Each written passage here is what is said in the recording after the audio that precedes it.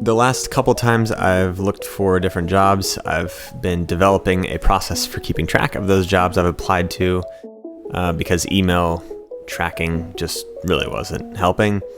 And I needed a lot more than that. So there are a few things that I needed in the process. First is just to understand what companies I've applied to. Next was how does each company compare to one another? So salary, culture, job description, stuff like that.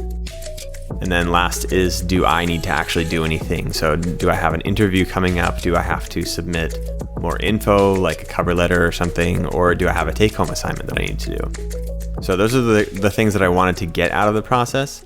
And my process that I developed was this Trello board that I have.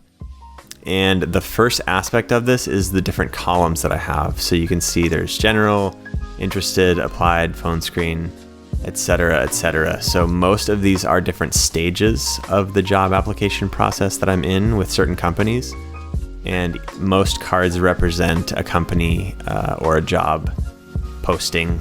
And then just this column on the left here is more generic stuff. So this is like notes or preparation that I have for interviews.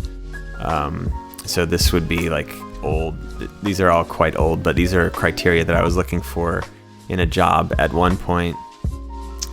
This is a list of technical challenges that I had. Basically like experiences, bugs that I had resolved, companies I was interested in, so on and so forth. And then the rest, like I mentioned, are different companies that I was applying to. So these are all fictional. I just made these a minute ago. But each of these are companies and they have different bits of information in them. So I can easily see which companies I've applied to here, just like at a very high level, quick glance. And then I can also see how far along I am in the process with each of them, which like further to the right is further along in the process. So it's really easy to understand that just like right at the gate. And then I can understand if I'm going to be potentially in a position where I can have competing offers. So in this fictional situation, I have Netflix and Apple that are like kind of close to being to the completion of the process, and I might be able to get something going there. So the next thing aside from the columns is the labels. And you can hide these labels, but I already kind of spoiled what they are, which is fine.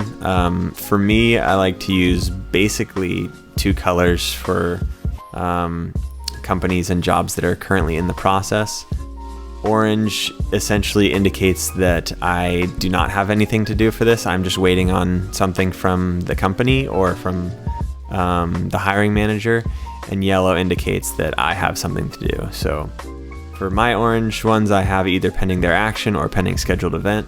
So pending their action could be here, this is like pending a decision. So will they accept my job application? And if they do, then maybe they'd move me on to a phone screen. It also could be, if I was in a coding challenge, this could be pending their grading of the coding challenge. It could be pending the recruiter getting more information. It could be a lot of stuff, but orange is basically just to note to me that I don't have anything to do. And then yellow notes to me that I do have something to do. So this could be completing the coding challenge. This could be, like I said, sending in a resume or a cover letter, or I don't know, probably several other things that you could do.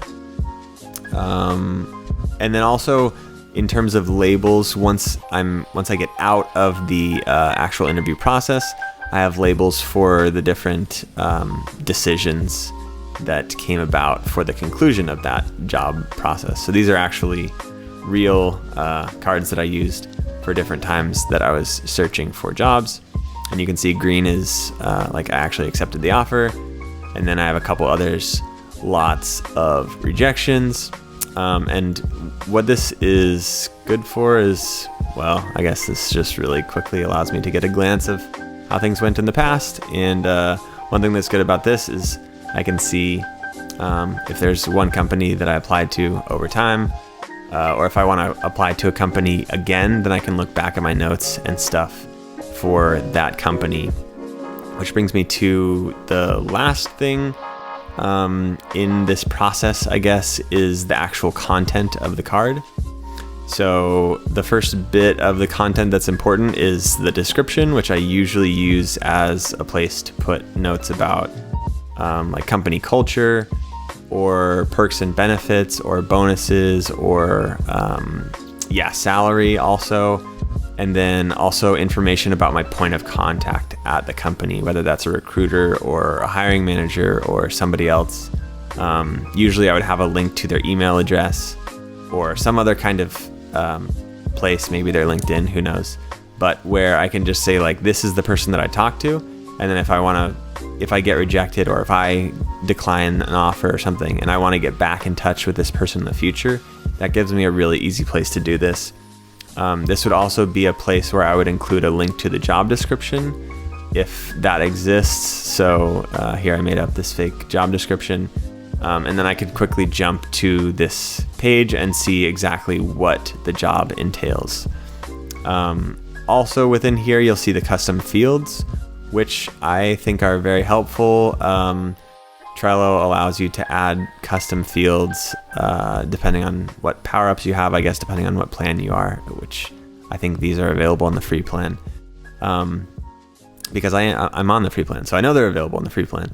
But I've created several different custom fields, and several of these are date-based. So if I have an on-site, if I have a tech phone screen, whatever steps I have, I'll put in the date for that thing. And if it's in the past, that lets me know how long it's been since this event happened. If it's in the future, then I know when is this thing happening. So again, if I see a yellow thing and I'm like, okay, when is... or I guess this would be an orange thing, so if it's pending a scheduled event, then it's like, okay, I know October 31st is when this phone screen is going to happen. So going back in here, I also choose to have a field for what is pending, and this is kind of redundant of this label, but I can get more specific here. So if it's pending their action, this could be, like I said, a decision on their part, it could be them grading a take-home, it could be a whole slew of things. So this is kind of where I get more specific about that. I have a checkbox for whether I've applied or not, which kind of differentiates between these two. Again, a little redundant, but that's just kind of how I choose to do it. And then lastly, comments I think are helpful for, like I did here, I can write down questions that I was asked by certain interviewers. And that gives me a chance to either study those questions or reflect on those or just make sure that I can ace those questions in the future. I can also mention stuff about what I said in my answers, which can be helpful.